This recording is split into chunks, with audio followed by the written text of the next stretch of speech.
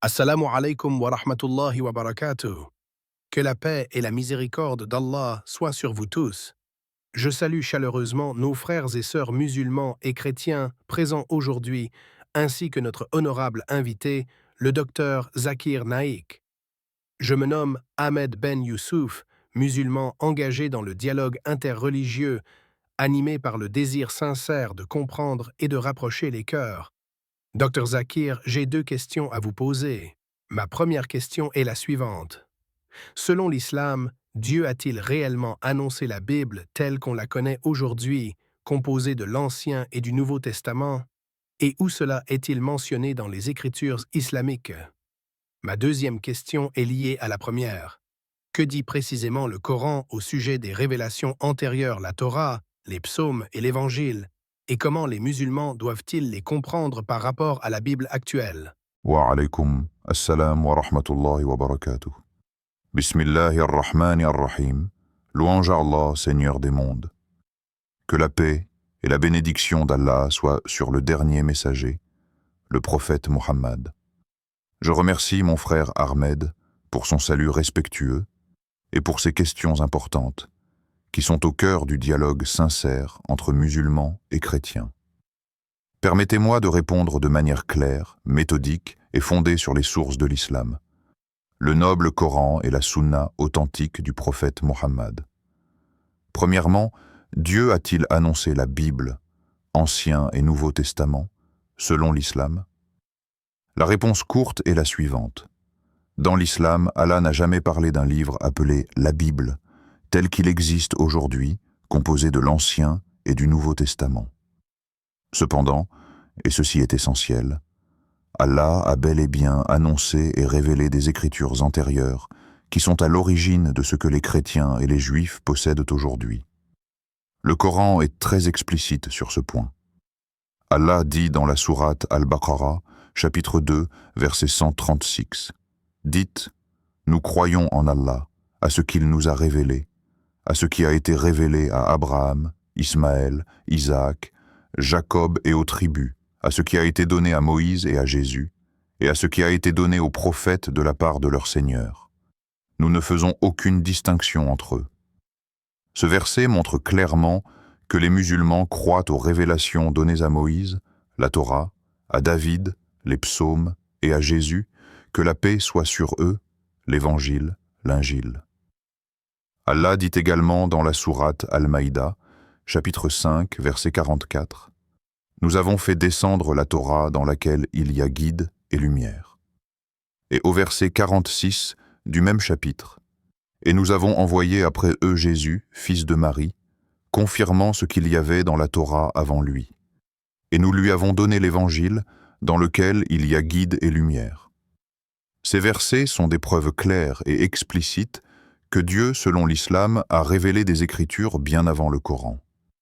Donc, oui, Allah a annoncé et révélé des livres saints. Mais le terme « Bible », en tant que compilation de 66 ou 73 livres selon les traditions chrétiennes, n'apparaît ni dans le Coran ni dans les hadiths. Deuxièmement, quelle est la différence entre les révélations originales et la Bible actuelle? C'est ici que la confusion apparaît souvent, et il est important d'en parler avec sagesse et respect. Le Coran distingue entre la révélation divine originale et les écrits compilés plus tard par les hommes. Allah dit dans la sourate Al-Imran, chapitre 3, verset 3, « Il a fait descendre sur toi le livre avec la vérité, confirmant ce qui était avant lui. Et il fit descendre la Torah et l'Évangile auparavant, en tant que guide pour les gens. » Notez bien, la Torah et l'Évangile sont mentionnés comme des révélations divines, exactement comme le Coran. Mais le Coran nous informe aussi qu'avec le temps, des altérations humaines sont intervenues. Allah dit dans la sourate Al-Baqarah, chapitre 2, verset 79, «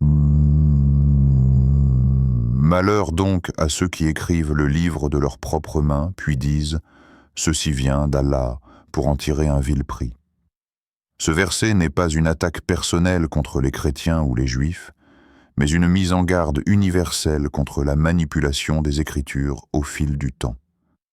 Le prophète Mohammed a également dit rapporté dans Sahih al-Bukhari.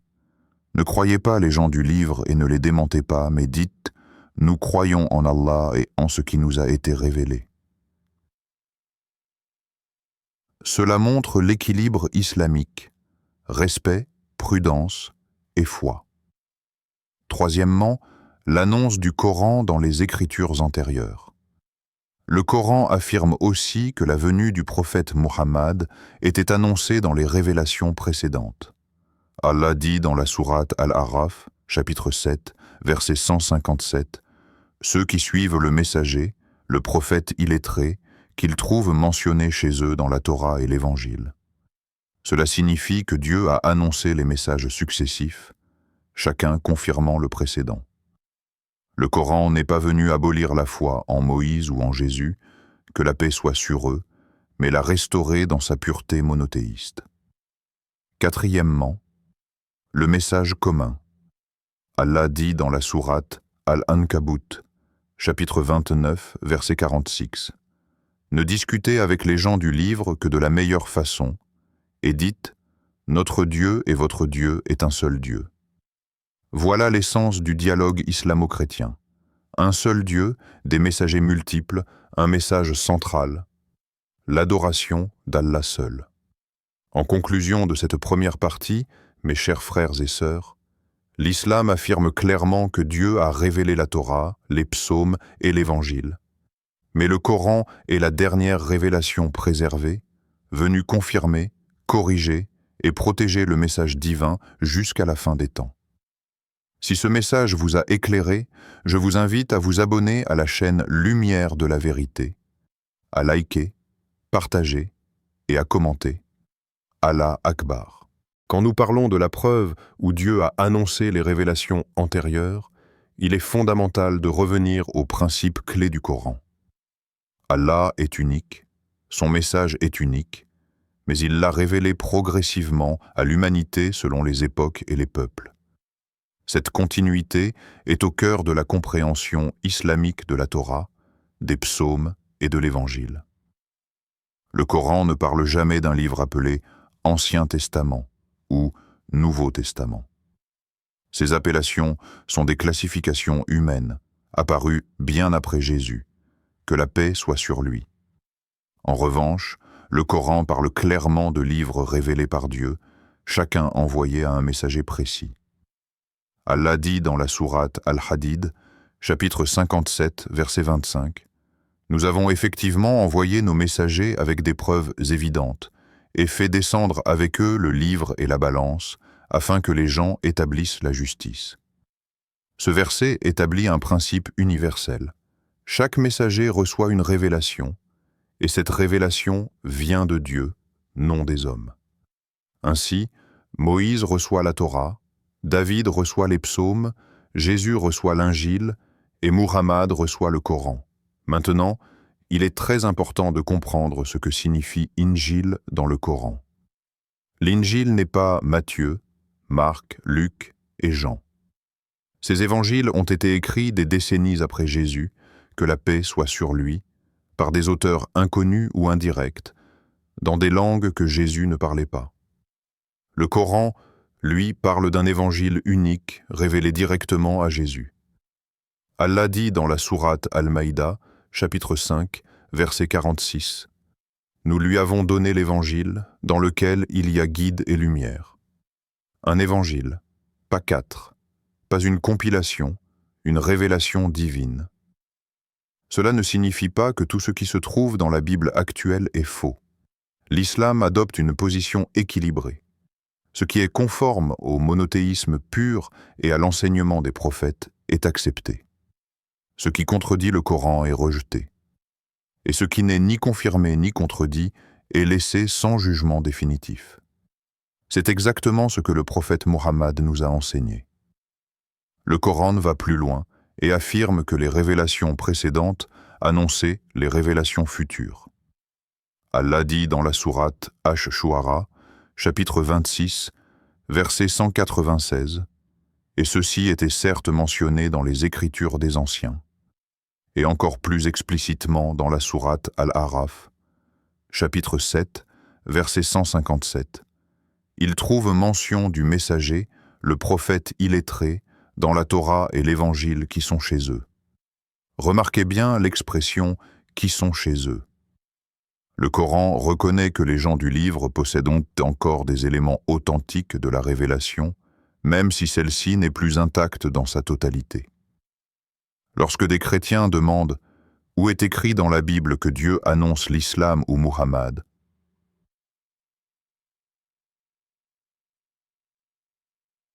Nous répondons avec respect. Les annonces existent, mais elles ont été interprétées, traduites ou parfois modifiées au fil du temps. Et le Coran vient comme critère ultime pour distinguer la vérité de l'altération. Allah dit dans la sourate Al-Furqan, chapitre 25, verset 1. « Béni soit celui qui a fait descendre le discernement sur son serviteur afin qu'il soit un avertisseur pour l'humanité. » Le Coran est appelé Al-Furqan, le critère. Pourquoi ?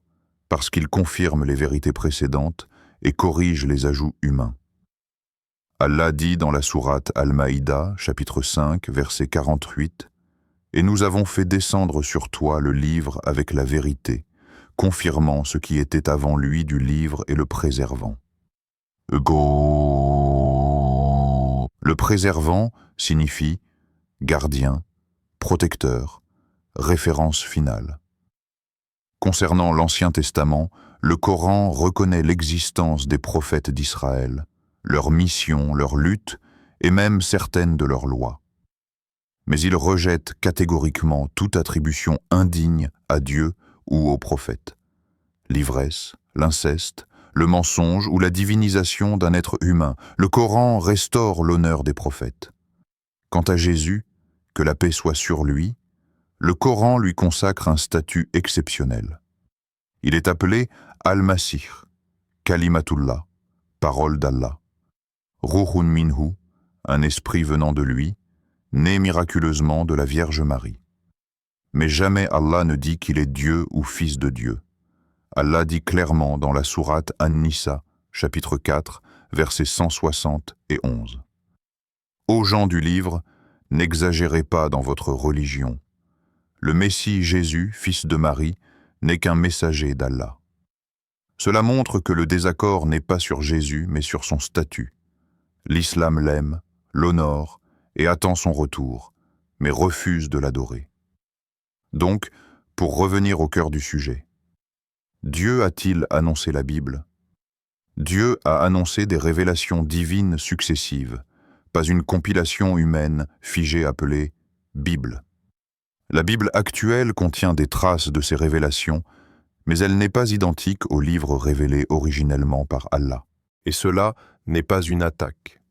C'est une réalité historique et théologique reconnue même par de nombreux chercheurs chrétiens. L'islam appelle au dialogue, pas à la confrontation. Allah dit dans la sourate Al-Imran, chapitre 3, verset 64. « Ô gens du livre, venez à une parole commune entre nous et vous, que nous n'adorions qu'Allah. Voilà le terrain commun. Un seul Dieu, des messagers, un message moral, spirituel et humain. Et lorsque nous comprenons cela, le dialogue entre l'islam et le christianisme ne devient plus une bataille, mais une recherche sincère de la vérité, avec humilité, respect et raison. Dr Zakir Naik, je vous remercie sincèrement pour la clarté, la profondeur et la sagesse avec lesquelles vous avez exposé ces enseignements. Vous avez pris le temps d'expliquer, de nuancer et d'éclairer, et je vous en suis reconnaissant. Qu'Allah te bénisse, cher professeur Dr Zakir Naik. Je te remercie également, mon cher frère, pour ton écoute attentive, ton respect et la sincérité de tes questions. Qu'Allah te récompense pour ton intention et pour ton engagement dans ce dialogue bénéfique. J'invite maintenant tous ceux qui nous ont suivis à s'abonner à la chaîne Lumière de la Vérité, à aimer cette vidéo, à la partager autour de vous et à participer activement dans les commentaires. Qu'Allah nous guide tous vers la vérité, augmente notre connaissance et rapproche nos cœurs.